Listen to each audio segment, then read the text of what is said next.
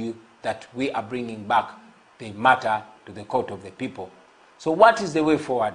Friends, in the 1980s, we all remember General Museveni saying, and I quote, "What else can one do when a government has closed all ways of peaceful change?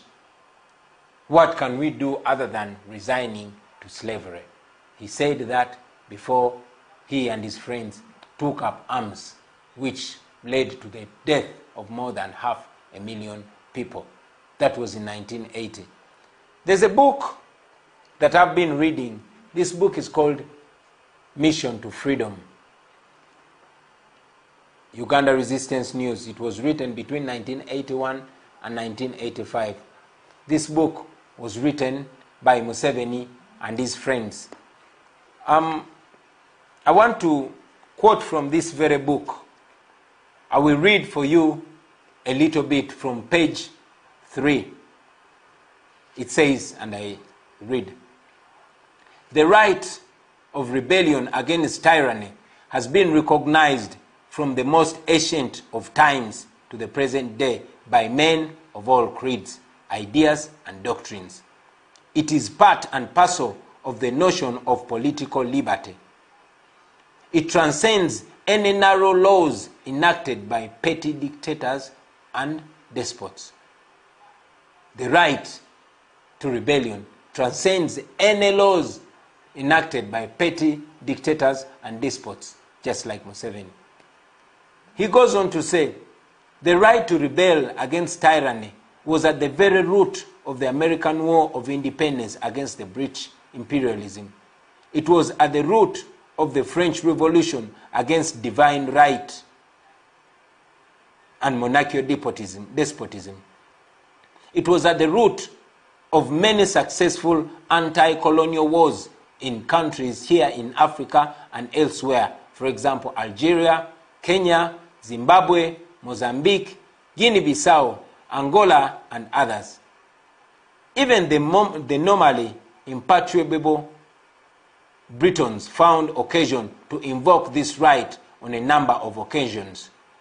Once at Rudumide, to force King John to sign the Magna Carta, and on other occasions to depose crowned kings like James II and Charles. This golden right was aptly defined by the American Declaration of Independence signed on July 4th, 1776 in Philadelphia. Museveni goes on to say, he goes on to quote the Declaration of the American Declaration of Independence, and that was in 1776. It says, "We hold these truths to be self-evident, that all men are created equal, that they are endowed by their Creator with certain inalienable rights, that among these are the right to life, to liberty, and the pursuit of happiness.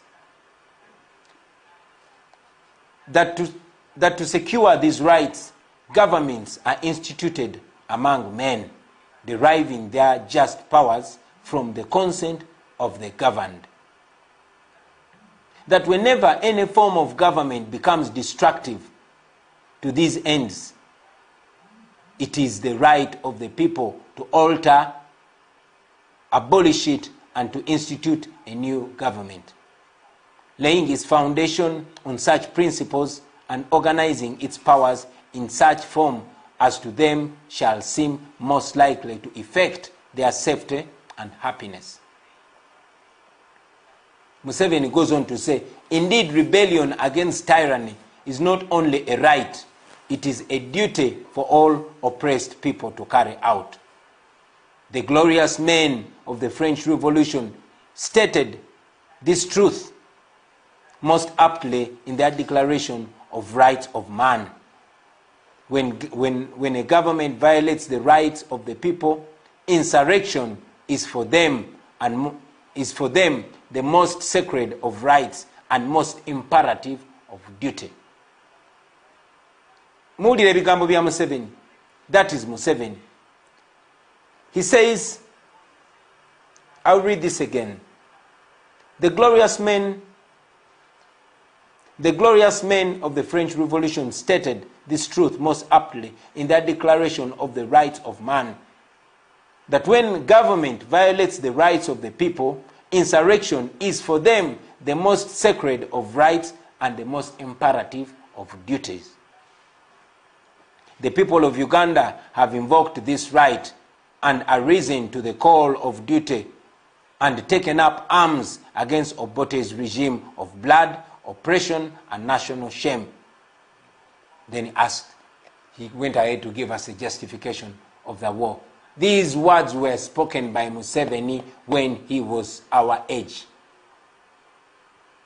They go on to give us a story of 1980.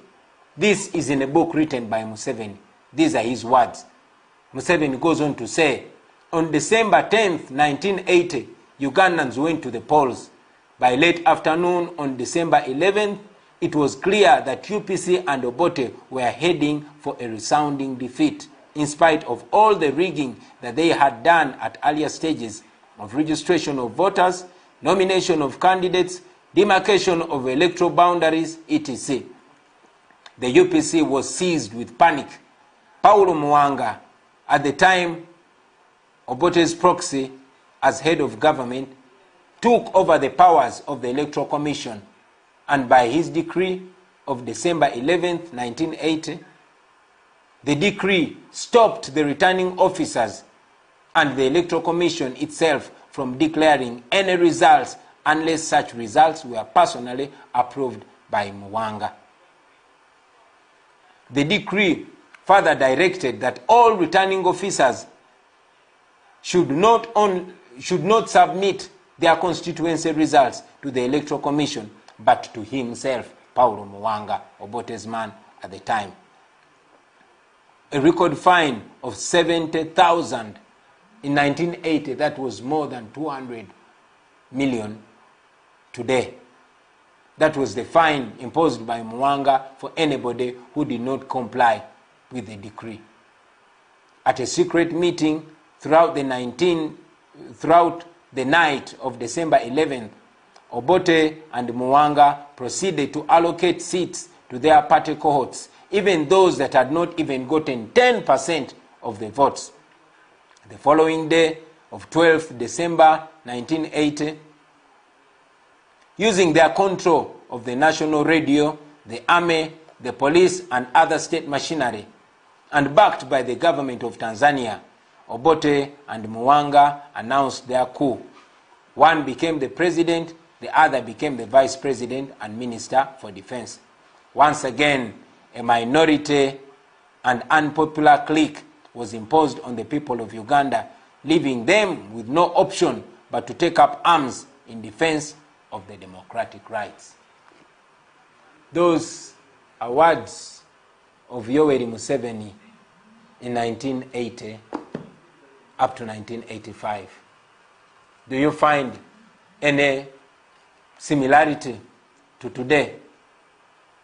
If you only remove the name Obote and put the name Museveni, if you only remove the name Paulo Muwonge and put a name of Byabakama, you'll find that this whole writing becomes fresh again. Fellow Ugandans, we are back to that same point 40 years later. 40 years later, after losing more than 500,000 of our mothers and fathers, we are back to the same place. The same thing, and even worse, is happening today in our generation. So, what is the way forward? I've labored to go into all that detail so that you understand where we are and where we must go as a nation, as a generation. I've said it right from the word go, that we are non-violent. We don't believe in violence. We are tired, we are frustrated, we are hungry, and we are angry. But at least we still have a brain.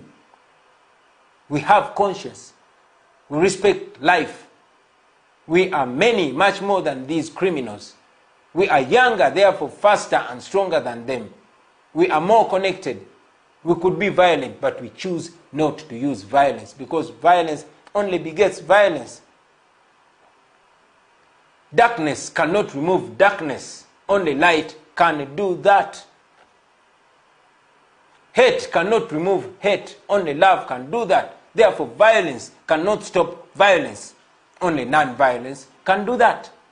And we know that for us to win Museveni, we must not outdo him in violence. We must not outdo him in evil. We must be different. That's why we don't want to be evil. That's why we don't want to be violent. But what is the solution?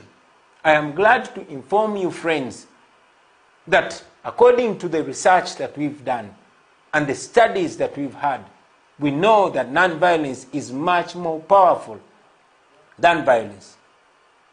Yes, violent revolutions have succeeded a few times in the past, including here in Uganda, but at a very high cost in terms of property and life. But we also know that non-violence has succeeded many, many more times than violence. Therefore, ladies and gentlemen, we decided to despise violence and take up non-violence. Because non-violence is much easier to participate in. So as a way forward, ladies and gentlemen, having tried all the legal ways and seeming to hit a wall, we remembered that we have not exhausted all legal ways. For example, Article 3. In fact, I'll start with Article 29 of our Constitution, gives us the right to demonstrate and protest peacefully against any injustice. It is within our Constitution. And Article 3 of our Constitution makes it not only right, but a duty for the people of Uganda to rise up peacefully and unarmed. As a matter of fact, it gives us the right to use everything possible to restore constitutionalism once it has been overthrown. It's clear that General Museveni, using the military and other goons that carry guns but not in uniform, has overthrown the constitution. So we as the people of Uganda have a duty, not only right, but a duty to rise to the occasion and restore constitutionalism in this our country. Therefore, ladies and gentlemen, it's with that backdrop that we decided to announce peaceful protests. We called for peaceful protests because they are lawful. We called for peaceful protests because they work. We called for peaceful protests because they are our solution now. We know that Museveni is the kind of person that will respond to anything with violence. He only knows violence. He cannot tell us anything anymore. He cannot convince us anymore. Therefore, he will resort to violence at the quickest provocation.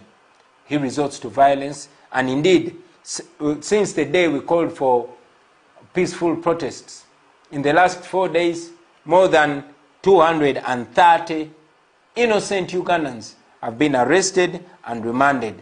Many of them are in Chitalia. As a matter of fact, even those that were not protesting, but because this is a very scared regime, they were arrested and they are remanded in Chitalia. The abductions increased and they continue. I am here, first and foremost, to give you confidence, brothers and sisters, that this is possible. It is very, very possible. Our struggle continues. General Museveni is cracking down on all people of Uganda, even when they are not violent, because he is scared of the people. But I want to remind you, friends, that just here in the neighborhood in Sudan, Museveni's friend Omar el-Bashir had apparently won the election with 94.05. He gave himself 94.05 in an election in 2015. And he gave himself the majority in parliament. But in 2018, he was kicked off by unarmed citizens who knew their rights and they asserted their rights. A few of them were killed. Very many of them were imprisoned. But they cannot imprison all of us. Allow me to thank and salute all the friends that have responded to this, our call. We've seen Ugandans protesting. I saw some led by Honorable Nyeko Derrick protesting peacefully, kneeling down and showing their dissatisfaction. I saw others in Kawempe. I saw many in Gulu and some in Jinja and in various places that I have not yet seen. I thank you, ladies and gentlemen. I know it is tough, but we might begin small, but with consistency, we will be there. We should remind ourselves that consistency breaks resistance. So let us insist, well knowing that what we're doing is legal, what we're doing is right. I want to remind you that it is not going to be one day or one way. No. Bino tebigenda kubeera bya lunaku lumu oba bya ngeri emu. It might take longer, it might take a week, a month, or even several months. But if we insist, they cannot arrest all of us. Amakomera gaffe tegasobola tumalayo, tegasobola tujja kugajjulamu bazzaako kyekirala. Because tetulina musango, tetulina tteeka litumenye. For as long as you know that you have not broken any law, we must be proud to suffer for what's right, to stand together, to protest together, to go to jail together, and to win together, because we will certainly win. We know that. You should know that. So be motivated, be encouraged, ladies and gentlemen. Keep going. Like I said, it might not take one day or one form of protest. So take it upon yourselves. Devise means of protesting.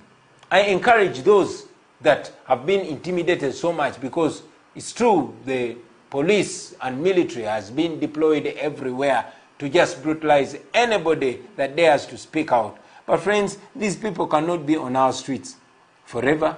No. I know that Museveni, because he cannot pay these security operatives that he deploys on the streets, probably that's why he condones the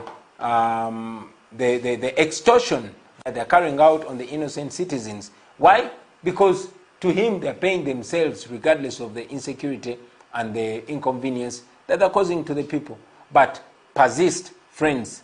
Keep going. Do not give up. We can do this, and we are going to do it.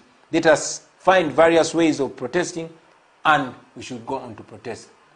Now, it's at this note, friends, that I want to note this very, very important issue, and that is the issue of discipline. Discipline. Discipline, friends. A revolution without discipline is dead at birth. A revolution without discipline is going to be very quickly vulgarized. We must be disciplined so that people join us. We must be disciplined so that we can distinguish ourselves as the ones who are right, while our detractors are wrong. We must exercise discipline so that we even encourage people to join us, so that we let people trust us. We must be disciplined. I want to discourage the business of maligning leaders, of calling out leaders, of some of our colleagues using social media to blackmail their colleagues. That is not what we are here for. We know that there are challenges everywhere. What one person has not done, you can do. The blackmail and constant calling out and constant, falsehoods that are training on social media, they do not help our revolution. They only help the dictator. And that is what the dictator wants. So I discourage that. I don't support it, and it must stop. Kachino kanchogere ne mu Luganda mikwano jange. Ekigambo kya discipline. Ndabye bangi nnyo ku bannaffe ng'ate tebava naddala ku social media nga bamalininga nga basaaba ate bannaabwe be bali mu struggle y'emu. Tekirina kye kitwongerako ogwo okudda ku social media n'oyogerera ba freedom fighter banno. Munno kyalemeddwa okukola gw'osobola okukikola. Ekyokudda okusojjagana n'okwogeragana ebifuukule amafuukule tekitwongerako wabula kyongerako dictator. As a matter of fact, dictator akikozesa nnyo okuteekawo olwatika muffe okutwawula yawula okuteekawo obuteesigangana to create doubt amongst the forces of change. Tekina kyekikwongerako gw'okudda ku social media n'okolokota ate bakulembeze bano. I've been seeing it and I don't like it. Ekyo njagala kikome embagirawo. Tetusobola kubanga tulwanyisa nakyemalira, tetusobola kubanga tulwanyisa omuntu abawamba abantu baffe atta abantu baffe ate amaanyi ge twandikozesezza okulwanirira bannaffe abawambibwa abali mu kutulugunyizibwa essaawa zino abali mu kulaayibwa abakyala abali mu kukwatibwa ate amaanyi ago ne tugawoza tyagamu tulwanyisiganye buli tulwanyise bannaffe. Manyi nti abakulembeze bangi nnyo abatannasobola kukola kye balina kukola olw'embeera gye tulimu. Naye oli kyalemeddwa okukola either mutuukirire oyogere naye personally oba gwe okikole. Abantu abatulaba eyo bagwamu nnyo amaanyi nga balaba tuzze mu kusojjagana. Ekyo kiremesezza nnyo bannayuganda okwenunula okumala ebbanga ddene, kitukuumidde mu busibe. So njagala kikome embagirawo because it does not do us any good. It just divides us, it weakens us, it discourages us. It discourages the leaders. It discourages everybody.